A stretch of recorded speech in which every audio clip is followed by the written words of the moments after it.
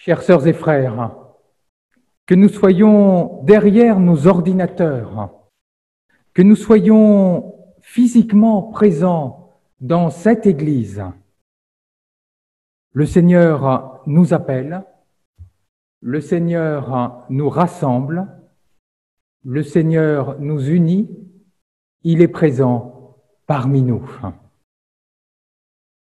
Et nous sommes rassemblés au nom du Père, du Fils et du Saint-Esprit. Amen. Nous allons louer le Seigneur d'être réunis tous ensemble, physiquement ou par Internet, avec Maëri et compagnie. Cantique Jésus le Christ, lumière intérieure.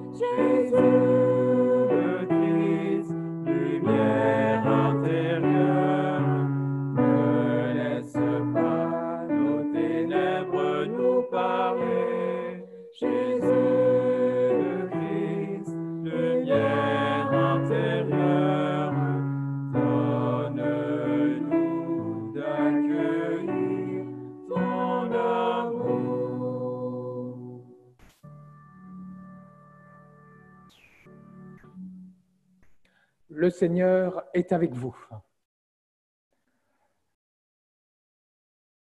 Et nous prions. Père, éclaire-nous par ton Saint-Esprit pour que les mots de la Bible soient vraiment un message qui nous vienne de toi et nous aide à vivre.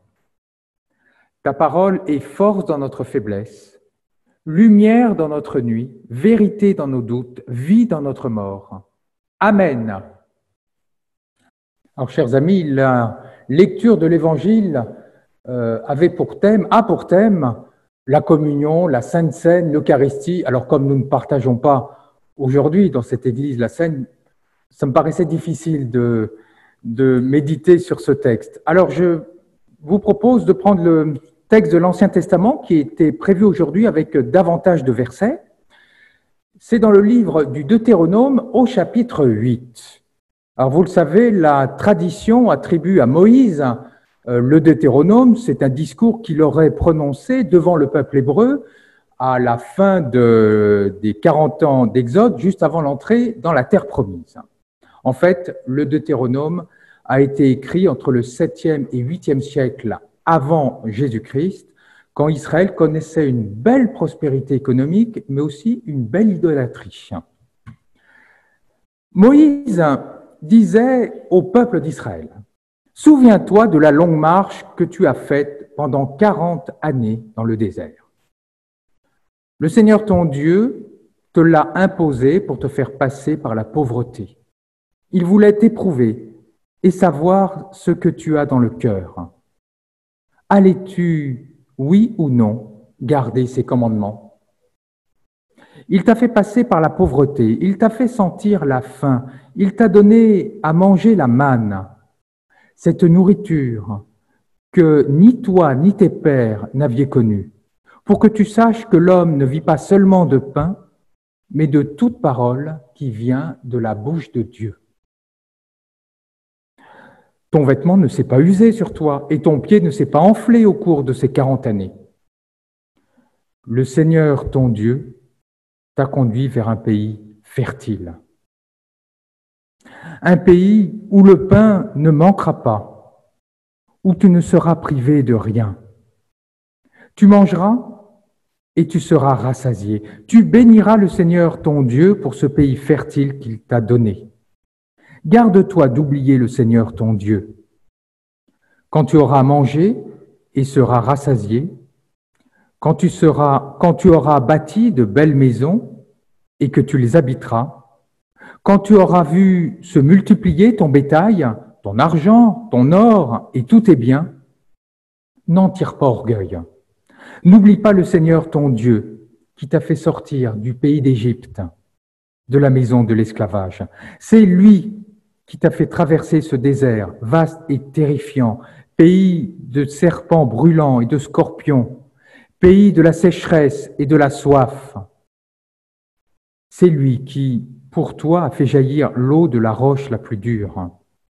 C'est lui qui, dans le désert, t'a donné la manne, cette nourriture inconnue de tes pères, pour te faire passer par la pauvreté, pour t'éprouver, avant de te rendre heureux. Garde-toi de dire dans ton cœur, c'est ma force, c'est la vigueur de ma main qui m'ont procuré cette richesse. Souviens-toi du Seigneur ton Dieu. C'est lui qui t'a donné la force d'acquérir cette richesse. Alors, chers amis, ce passage que nous avons lu pourrait se résumer en un seul mot: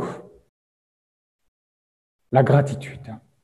3 motifs de gratitude pour Moïse, 3 motifs de gratitude aussi pour nous quotidiennement. Premier motif de gratitude, le Seigneur soutient dans l'épreuve. Alors ça commence par une demande. Souviens-toi de la longue marche dans le désert. Alors qu'est-ce qui s'est passé dans le désert? Tout d'abord, le peuple a eu faim, le peuple a eu soif, le peuple a eu des vêtements qui se sont usés, le peuple a été attaqué par des serpents.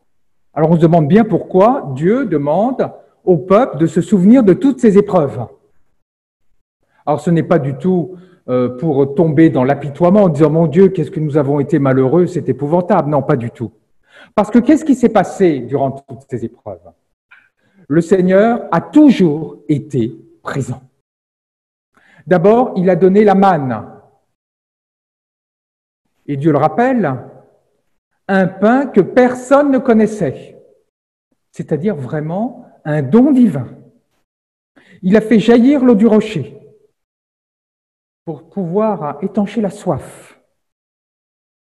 Alors pour l'histoire des vêtements, le peuple n'a jamais souffert, disons, d'usure de vêtements. Vous savez, je l'ai relu récemment, Rachi, un théologien juif et un rabbin donc du Moyen-Âge, rapporte la légende suivante par rapport à ce passage que nous venons de lire.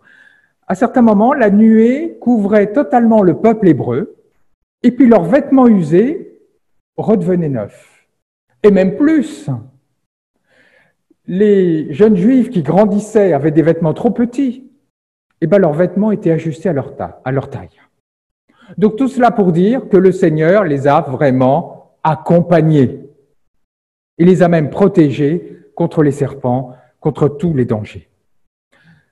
Donc les Juifs, les Israélites, sont invités à se souvenir de cette période difficile, non pas pour s'apitoyer, mais vraiment pour se souvenir que Dieu les a accompagnés durant cette épreuve et pour remercier Dieu de les avoir accompagnés durant cette épreuve de 40 ans de désert. Eh bien, pour nous, il en est de même. Je vois deux exemples. D'abord, pour notre Église, pour l'Église de manière générale. Cette période de confinement a été terrible. Nous n'avons pas pu nous réunir, et cela pour des raisons tout à fait compréhensibles, pour préserver notre santé. Et pourtant, alors que notre Église aurait pu s'effondrer, elle a toujours été debout.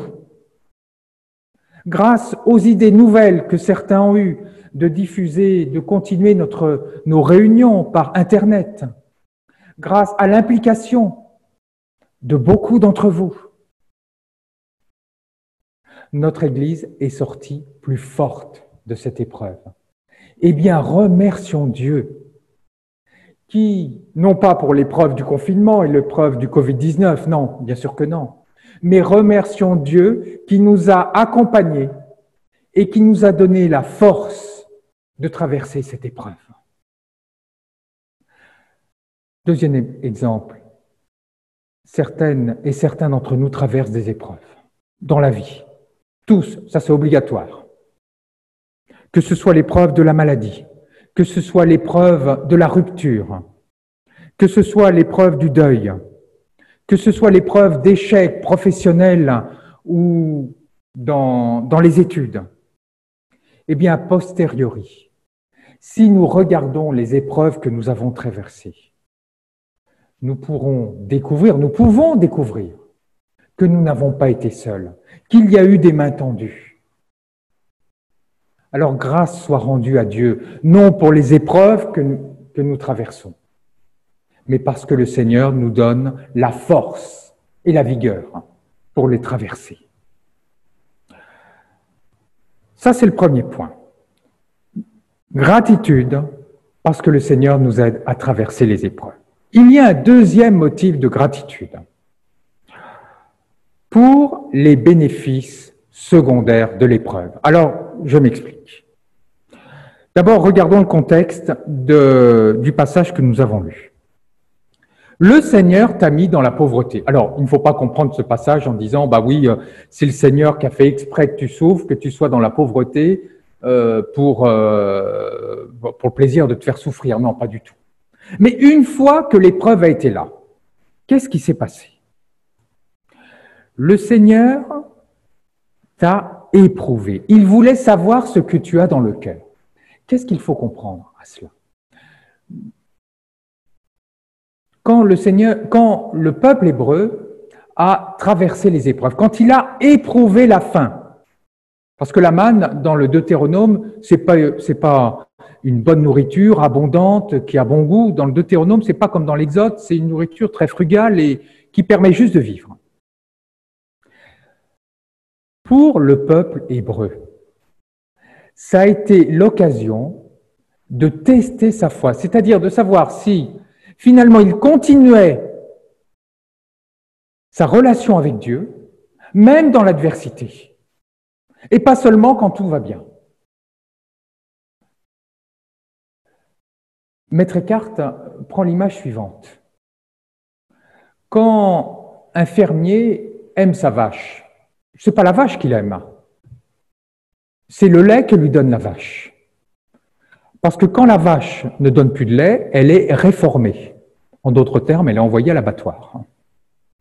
Donc le fermier aime le lait, mais pas la vache. Eh bien nous, c'est exactement la même chose.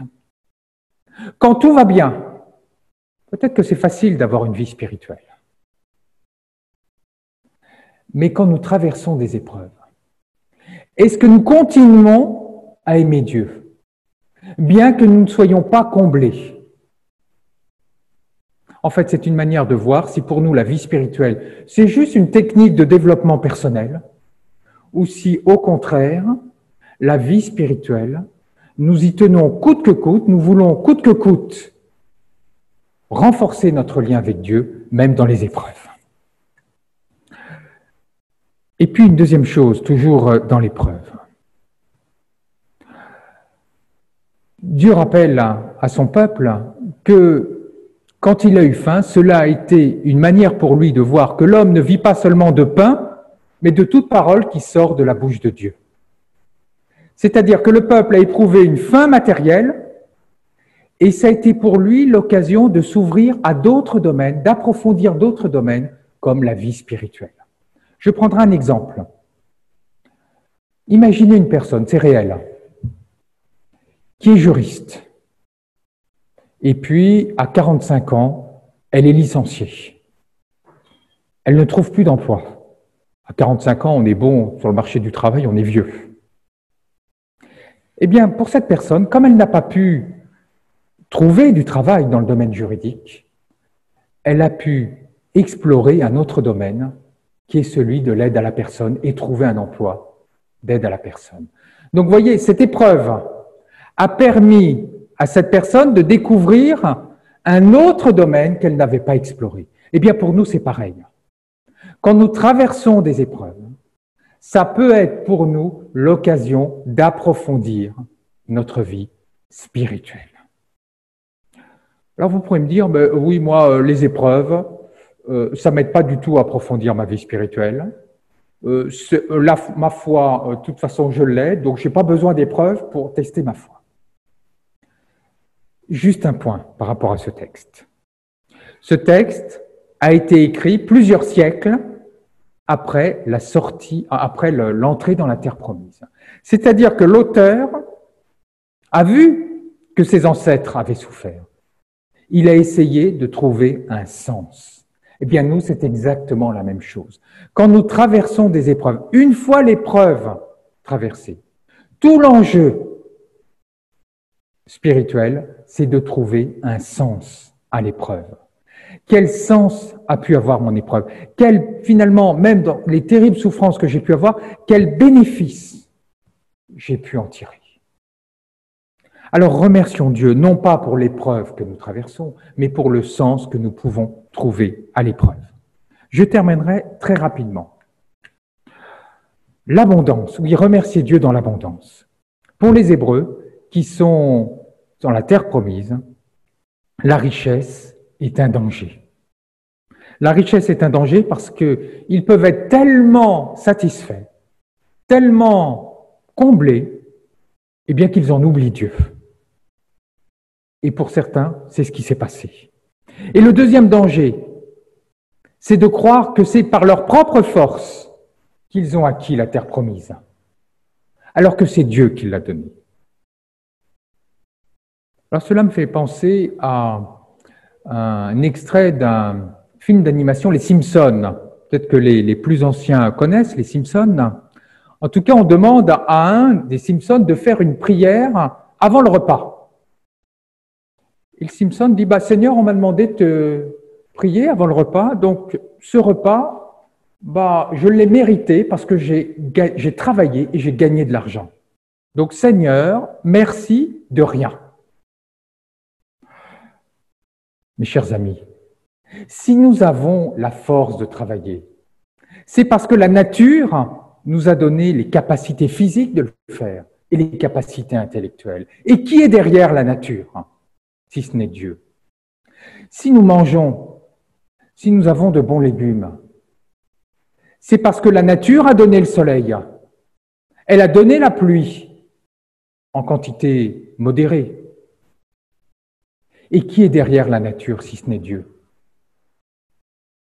Alors oui, nous pouvons remercier Dieu. Parce qu'ultimement, derrière tous les bienfaits que nous avons, c'est Dieu qui en est à l'origine. Oui, rendons grâce à Dieu pour l'abondance de ses bienfaits. Chers amis, remercions Dieu qui nous assise dans les épreuves. Remercions Dieu pour trouver un sens à l'épreuve. Et remercions Dieu pour l'abondance de ses bienfaits. Ainsi, nous vivrons heureux dans la paix et dans la joie. Amen.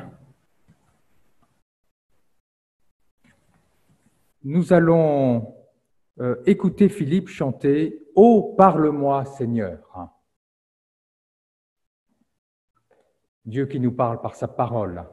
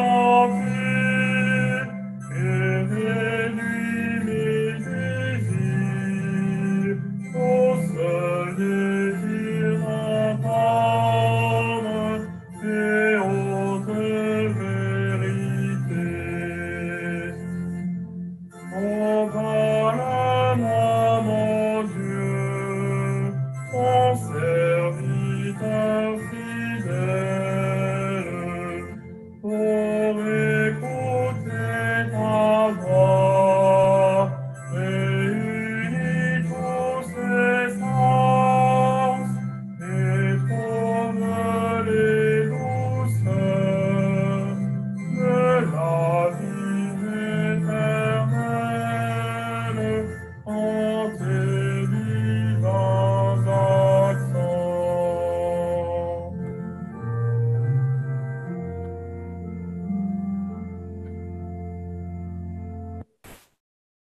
Béni sois-tu, Seigneur, depuis les siècles et pour les siècles. À toi, Seigneur, force, grandeur, victoire, majesté, tout dans les cieux et sur la terre. À toi, Seigneur, le règne, la primauté sur l'univers, la richesse et la gloire viennent de ta face. C'est toi le maître de tout. Dans ta main, force et puissance, tout par ta main grandit et s'affermit. Et maintenant, notre Dieu, nous voici rassemblés pour célébrer l'éclat de ton nom. Amen. Et ensemble, nous pouvons rassembler nos prières avec les mots que Jésus nous a enseignés. Notre Père, qui es aux cieux, que ton nom soit sanctifié, que ton règne vienne, que ta volonté soit faite sur la terre comme au ciel. Donne-nous aujourd'hui notre pain de ce jour. Pardonne-nous nos offenses, comme nous pardonnons aussi à ceux qui nous ont offensés, et ne nous laisse pas entrer en tentation, mais délivre-nous du mal, car c'est à toi qu'appartiennent le règne, la puissance et la gloire pour les siècles des siècles. Amen.